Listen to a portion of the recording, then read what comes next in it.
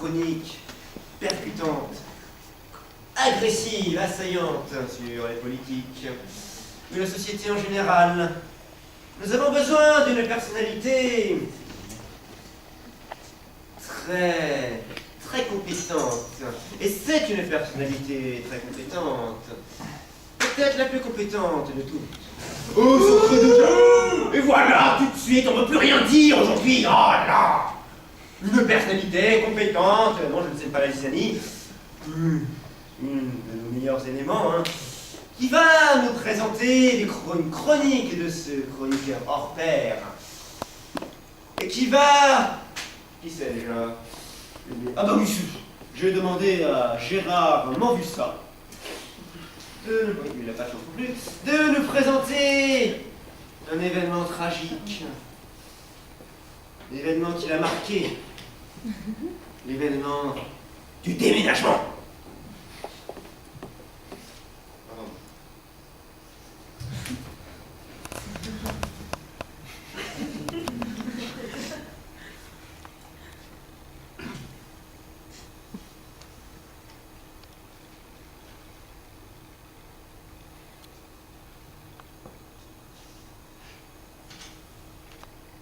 Il se peut que ce sketch soit le dernier.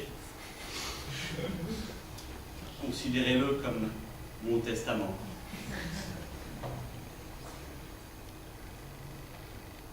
Ce matin, à 6h30, à l'heure où Phébus darde encore ses rayons dans sa poche, on a sonné à ma porte.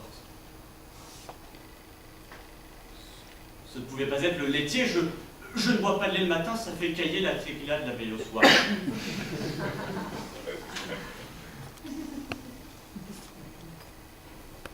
Ce ne pouvait pas être non plus le KGB. Je suis au mieux avec Moscou.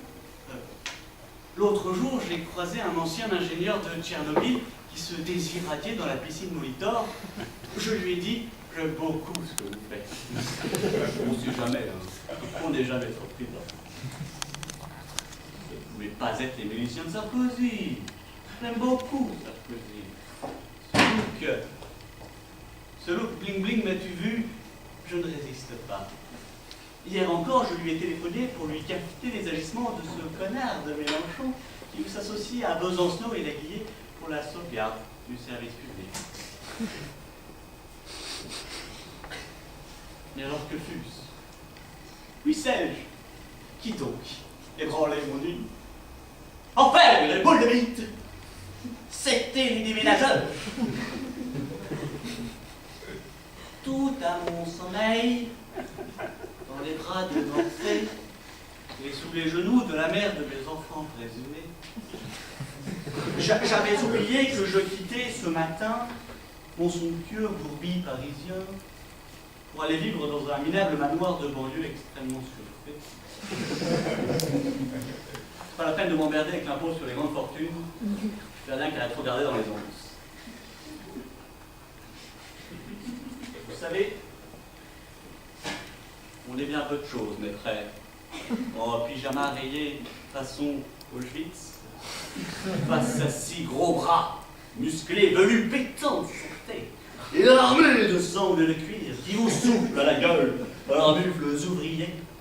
L'air encore frais du matin, frémissant de leur impatience à vous casser la baraque. Ils se sont engouffrés, tels similotors assoiffés de vengeance mobilière et de commodes Louis XV. Pardonnez l'anachronisme, j'aurais dû dire de Balu Hercule, mais on n'a pas la sérénité d'André Castelot devant son maléissage. On est piétiné à l'eau par une horde d'hommes des bois de plis.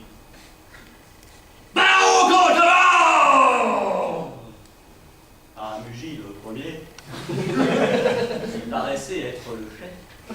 Étouffe de poil échappé de son poitrail à la fiche ébauchée, étouffé. Le crocodile de son débardeur Lacoste, signe distinctif du château chez les tribus porteuses de piano à queue sur la tête.